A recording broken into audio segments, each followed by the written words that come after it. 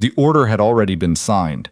That was the part nobody wanted to say out loud, that somewhere in the administrative paperwork, stacked on a desk at CFB Petawawa, there was a document with a date on it, and that date was 4 days away, and it meant that Sergeant Colt, a 7-year-old Belgian Malinois who had cleared more than 40 compounds in Kandahar and saved the lives of 11 soldiers he would never be able to name, was going to be euthanized in a cinder block room that smelled like antiseptic and old fear. Corporal Danny Corbett was the one who found the paper. She hadn't been looking for it. She'd been looking for the vaccination records. Because that was her job, she was a registered practical nurse attached to the base medical unit, and part of her rotation that winter included a weekly check-in on the working dog facility, which mostly involved updating files, flagging anything that needed a vet consult, and trying not to get bitten. She was 29 years old, had graduated from Algonquin College 4 years earlier, and had spent the better part of the last 2 years convincing herself that she was fine with the fact that her work didn't look anything like what she'd imagined when she'd first put on scrubs. Then she read the date on the form. She read it twice, because the first time she thought she'd made a mistake. Then she set the file folder down on the metal shelf and stood very still in the narrow hallway of the kennel building, listening to the sound of her own breathing and the distant bark of a dog at the far end of the corridor. 4 days. She picked the folder back up and kept walking. Colt had been assigned to Master Corporal Jamie Vreeland for 5 years. That was longer than most handler partnerships lasted, and the people who worked with them said you could tell, the way Vreeland moved when Colt was beside him, like something in his body had recalibrated, like he was a different kind of steady. Colt didn't perform affection the way people expected military dogs to perform it. He didn't wag. He didn't push his head against your hand. What he did was position himself, always slightly between Vreeland and whatever he decided was a threat, always angled so one eye could track the room. It was a precision that looked like loyalty because that's exactly what it was. Vreeland had been killed 8 months ago. The official report said a training accident, a live-fire exercise at a range outside Wainwright, a series of circumstances that investigators had described as a cascade of equipment failures. The kind of thing that happened once in 100,000 iterations and then got written up in procedural reviews that nobody read until it happened again. Colt had been there. That was the part that made the situation complicated, or rather, that was the part that had made everyone decide the situation was unmanageable. Because after Vreeland went down, Colt had not allowed anyone near the body, not the medics, not the other handlers, not the officer in charge. He had stood over his partner and made a sound that the witnesses later struggled to describe, not a bark, not quite a growl, something lower and older than either of those things, and nobody had been willing to test what would happen if they pushed past it. They'd had to tranquilize him. When he came out of sedation, he was different. Not aggressive, exactly. He didn't lunge. He didn't snap without provocation. But he went flat. That was the word the kennel staff used. Flat. He moved through his enclosure like something had been switched off behind his eyes. He refused to eat for 11 days. He would not respond to commands from any handler who tried to work with him, and when they pushed the exercises, he simply sat down and looked at the ground and waited for it to be over. The base veterinarian documented everything. The base psychologist reviewed the documentation. A working group was assembled, which met twice and produced a memo that used the phrase operationally non-viable 6 times in 4 pages, hence the form with the date on it. Danny had no particular expertise in animal behavior. She knew the basics. She'd done a rotation at a shelter during her clinical hours. She understood stress responses. She could read body language well enough to know when a dog was past its threshold. That was the extent of it. She had no training in military working dog protocols, no clearance for anything beyond the administrative access her nursing role required, and no professional standing to question a decision made by people with far more rank and far more years than she had. She sat in her car in the parking lot after her shift and called her sister in Sudbury, who had a dog, and described what she'd read. Her sister said, "That's awful." Danny said, "I know." Her sister said, "What are you going to do?" And Danny sat with that for a long moment, watching a light snow come down over the base perimeter fence, and said, "I don't know yet." She knew she was going to do something. That had been decided the moment she'd read the date on the form. The question was just what, and whether it would matter, and whether she was about to make a significant professional mistake that would follow her for the rest of her nursing career. She drove home and spent 3 hours reading everything she could find about canine grief responses. The kennel supervisor was a warrant officer named Duchesne, a compact, precise man in his late 40s who had the manner of someone who had heard every version of every complaint and had stopped being surprised by them years ago. When Danny came to his office the next morning, he looked at her over the top of a coffee mug and said nothing, which she understood was an invitation to explain herself quickly and without decoration. She explained what she'd read in the file. She explained that she'd spent the previous evening reviewing the literature on canine PTSD responses, and that Colt's presentation, the refusal to eat, the social withdrawal, the flat affect, the apparent inability to engage with new handlers, was consistent with acute grief and trauma, not with a permanent behavioral defect. She explained that the interventions documented in Colt's file were all command-based, task-focused, and performed by strangers, which was precisely the wrong approach for an animal in that psychological state. Duchesne listened to all of this without expression. Then he said, "You're a nurse," she said. "Yes," he said. "For people," she said. "The neurological architecture isn't that different." He looked at her for another moment. Then he put down his coffee. He said, "You've got 48 hours before this goes any further up the chain. I'm not endorsing anything you do in that window, and if it goes wrong, I'm going to tell the CO that you acted without authorization, because you will have. But I'm not going to tell you that you can't go in there." She said, "Thank you," he said. "Don't thank me. Go." She went in on a Thursday afternoon, after her regular shift, still in her scrubs. She'd been told that Colt had been assessed as low risk for unprovoked attack. His aggression was defensive, not predatory, but she'd also been told that low risk was not no risk, and that she should not make sudden movements, should not make direct eye contact, should not crouch down to his level, should not attempt to touch him. She did not follow any of this advice. She sat down on the concrete floor of his enclosure, not across from him, not facing him directly, but at an angle, close to the wall, the way you sit when you want to share a room with someone without asking anything of them. She kept her hands loose in her lap. She looked at a point on the floor about 3 feet in front of her, and then she talked. She talked about nothing in particular. She described her drive to work that morning, the traffic on the 17, the Tim Hortons that had gotten her order wrong for the 3rd consecutive week. She talked about her apartment in Pembroke, the way the radiator clanked at 2 in the morning. She talked about her sister's dog, a lab mix named Biscuit, who had once eaten an entire stick of butter and then looked profoundly ashamed of himself. She talked the way she talked to patients who were conscious but unresponsive, which she'd learned in her first year of nursing, not because they could necessarily understand the content, but because the sound of a calm human voice did something to the nervous system that no medication could quite replicate. Colt was in the far corner when she came in, lying with his chin on the floor, his eyes open and tracking nothing. 20 minutes into her one-sided conversation about the butter incident, he raised his head. She kept talking. She didn't look at him. He put his head back down. She talked for another 40 minutes. When she left, he was still in his corner, but he was watching her go. She came back the next morning, and the morning after that. She brought nothing. No treats, no toys, no training tools. Just herself and her voice, and the same posture of complete non-demand. On the 3rd visit, Colt crossed the enclosure and lay down 8 feet from her. She kept talking.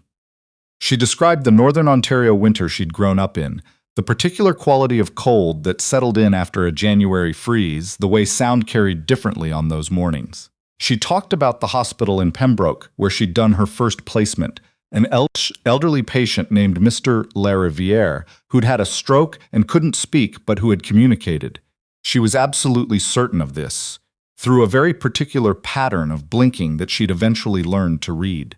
She said, to no one in particular, that she thought the problem with how people treated trauma was that they kept expecting the traumatized thing to perform its own recovery, to demonstrate, on a schedule, that it was getting better in the ways the system needed it to get better. She said she thought that was backwards. She said she thought sometimes you just had to sit in the same room with something broken and let it understand that you weren't going to leave. Colt moved another 3 feet closer. On the fourth day, Duchesne came to find her.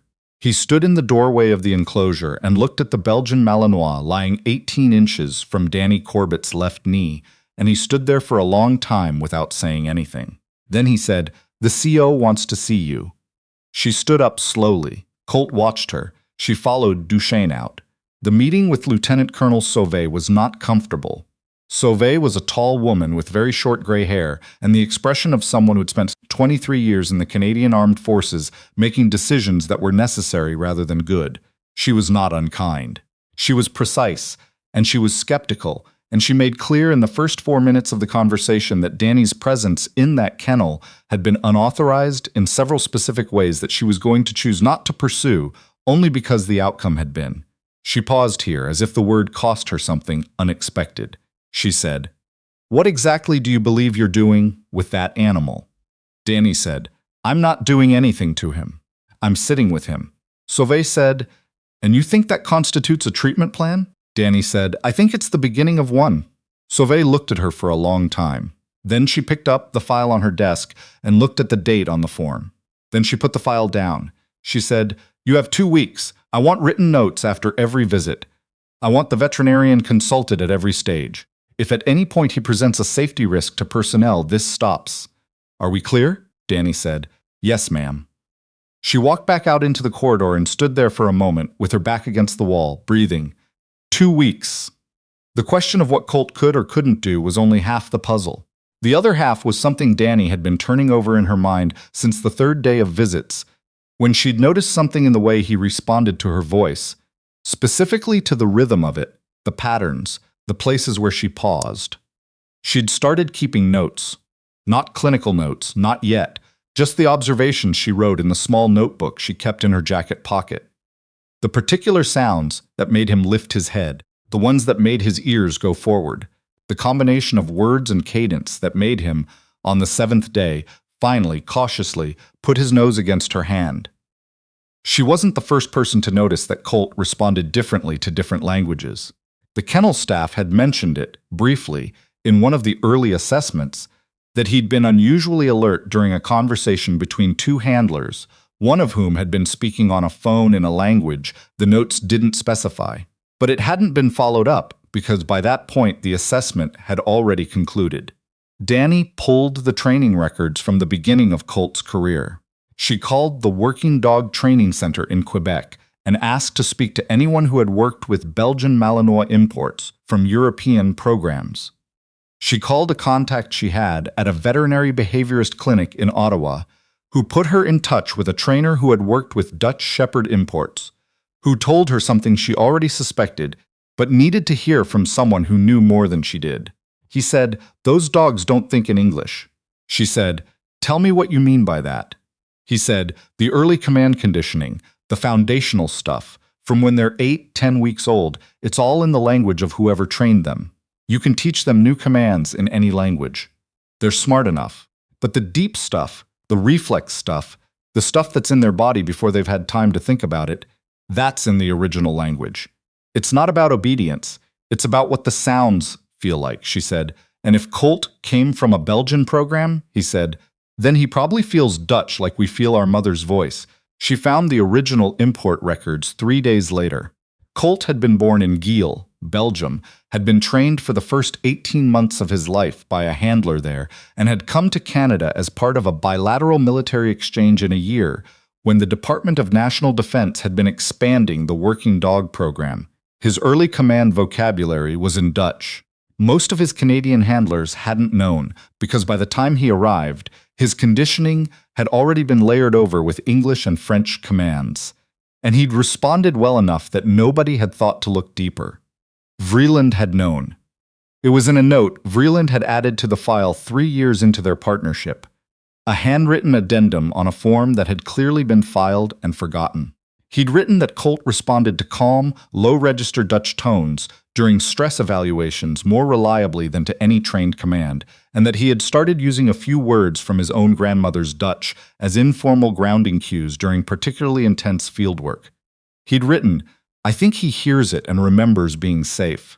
I think that's the whole story." Danny read that note twice. Then she sat down on a crate in the records room and was still for a moment. Then she started looking up Dutch. She was not fluent. She was not close to fluent. She found a language app and worked through it on her lunch breaks. And in the hour before she fell asleep, and during the drive to the base in the mornings, when she put her phone on the seat and listened to the audio tracks through her car speakers. She could not hold a conversation. What she could do, after 10 days, was say a handful of simple things with decent pronunciation and something approaching the right cadence. She could say, "I'm here." She could say, "You're not alone." She could say, "We're going to be all right." She went into the enclosure on the 12th day, and she said those things, quietly, not as commands and not as performance, just as fact, the way you state a fact to someone who needs to hear it more than they need to analyze it. And Colt stood up from where he'd been lying and walked across the enclosure and sat down directly in front of her and looked at her. Not through her, not past her, at her. The kennel supervisor was watching through the window. He said later that he hadn't been sure what he was seeing, whether it was the language or the cumulative effect of 2 weeks of daily presence, or something that wasn't reducible to either of those things. He said, "I don't know what she told him." But whatever it was, he believed her. She had not forgotten about the training accident. She had been thinking about it since the first time she'd read through Colt's file. The way the report was written, the careful passive construction of every sentence, the places where the sequence of events seemed to elide some intermediate step. She was not an investigator. She was not someone who thought in terms of crime and consequence. But she was someone who had spent 4 years reading medical charts, and she knew what it looked like when documentation had been shaped around a conclusion rather than toward one. She mentioned it to no one. She kept reading. What she found was not by itself evidence of anything. It was a series of small inconsistencies, a timestamp that didn't match a witness statement, an equipment inspection record that had been signed off 4 days before the incident and should have been countersigned by a second party who, according to other documentation, had not been on base that day. A personnel log showing that a particular individual had requested a change to the range schedule 48 hours before the exercise, a request that had been granted and then was not mentioned anywhere in the accident investigation. The individual in question was a sergeant named Elwood Greer.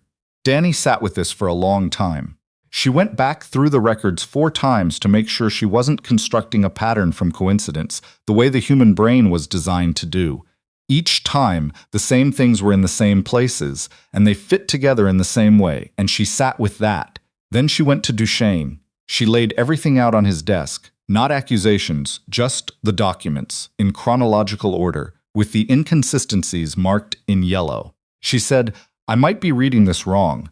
I probably don't have the context to understand some of this, but I thought someone who knew the system should look at it." Duchesne looked at the documents for a long time. He didn't say anything for several minutes. Then he picked up his phone. He said, "Don't discuss this with anyone. Not anyone. Go do your work." She went. What happened after that was not in her hands, and she was clear-eyed enough about her role to understand that it should not be. The Canadian Forces National Investigation Service opened a file. There were interviews. There was a review of physical evidence that had been stored since the original investigation and not examined beyond the initial assessment. There were 2 months of process that Danny was not privy to, that she learned about only in fragments, the way you learn about things that happen in institutions you're adjacent to but not inside of. What she was told, eventually, was that Elwood Greer had been taken into custody, that the accident had not been an accident, that the investigation had uncovered a long-running conflict between Greer and Vreeland that had its roots in an incident in Afghanistan 8 years earlier, a disagreement over a decision Vreeland had made that Greer had never accepted or forgiven. What she was told was that Vreeland's death had been deliberate, that it had been carefully constructed to look like negligence, and that without the documentation anomalies she'd identified, there was no particular reason it would have been examined again. She was told this by Lieutenant Colonel Sauvé in the same office where they'd had their first conversation, and Sauvé delivered the information in her same precise, undemonstrative way and then sat back and looked at Danny for a moment. She said, "You were a practical nurse doing a file review." Danny said, "Yes." Sauvé said, "You had no business looking at those records." Danny said, "No, ma'am." Sauvé said nothing for a moment. Then she said, "Vreeland's parents are in Moncton. They've been told. I thought you should know that." Danny nodded. She said, "And Colt?" Colt was retired from active service. The paperwork moved faster than Danny had expected. Once it moved, she suspected Dushan had something to do with that, though he would never say so. Colt was assessed as medically sound, temperamentally suitable for civilian placement with appropriate conditions, and cleared for adoption. The adoption file listed several candidates. All of them were perfectly reasonable. All of them had the right experience and the right home situations and had gone through the right vetting process. Danny was not on the list because she had not applied, because it had not occurred to her that this was something she could want. Duchesne was the one who told her she should apply. He said it in his characteristically uninflected way, standing in the doorway of the kennel office with his coffee, as if it were a scheduling matter. He said, "You should put your name in," she said. "I live in a one-bedroom apartment in Pembroke." He said, "He doesn't need a yard. He needs the person he trusts." She said, "He trusts me because I speak bad Dutch at him for 20 minutes every morning."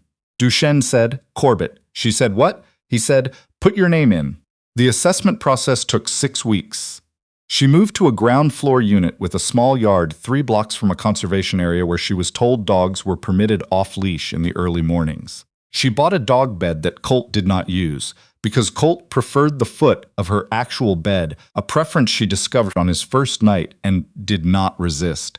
She got better at Dutch. She found a language tutor in Ottawa who did video sessions on Tuesday evenings and who had initially been baffled by her reasons for learning, but had become, over the months, genuinely invested in both her progress and in updates about the dog. She kept going into the base because her job was still there, and because Colt came with her on the days when she worked the kennel rotation, which Duchesne had quietly arranged. He sat in the small anteroom off the kennel hallway and did nothing, which the kennel staff largely stopped finding unusual and eventually found calming. One of the younger handlers told Danny that on the days Colt was there, the other dogs were quieter. He said it in a wondering tone, like he wasn't sure whether to believe it himself. She didn't know whether that was true. She thought it might be. What she did know was this: that she had walked into a situation that was not her assignment, had asked a question that was not her jurisdiction, had sat on a concrete floor in a cinder block building for longer than was professionally required, and had spoken bad Dutch to a dog who had no particular reason to listen to her, and that the sum of those things was that someone's killer had been found and a dog who had been scheduled to die was alive, and that both of those outcomes had come from the same root, which was simply that she had refused to accept the form with the date on it as the end of the story. She had no formal training in animal behavior. She had no expertise in forensic documentation. She was a practical nurse from Pembroke, Ontario, with a one-bedroom apartment and a language app and a tendency to talk too much when she was nervous, which it turned out was exactly what the situation had required. She wrote up her experience, not the investigative piece, which was not hers to write, but the clinical piece, the observations about Colt's responses, the theory about early language conditioning and grief presentation in working dogs, and submitted it to her nursing supervisor with a note asking whether there was a protocol she should have followed and whether one ought to exist. Her supervisor forwarded it to someone at the Canadian Forces Health Services Group, who forwarded it to someone else, who eventually told her that she was invited to present her findings at a working group on military working dog welfare that was being assembled in Ottawa in the spring. She said yes. She gave the presentation in April. Colt was not with her because the room was not an appropriate environment for him, but she thought about him the whole time, about the way he had crossed that enclosure on the 12th day and sat down in front of her, the particular quality of his attention, the way he had looked at her like she was the first solid thing in a long time. She thought, "You were always worth saving." The paperwork just didn't know that yet. After the presentation, 3 people asked her if she would be willing to consult on similar cases. She said she wasn't sure she was qualified. They said, with varying degrees of patience, that she had just spent 40 minutes demonstrating that she was. She said she would think about it. She drove back to Pembroke. She let herself into her ground floor unit and Colt met her at the door, which he always did. Not frantically, not performatively, just present, just there, the way he'd learned to be. She sat down on the floor next to him, the way she had on the first day, and he put his head in her lap. She said, in Dutch that was better than it used to be, and not as good as it was going to get, "We're all right." He already knew.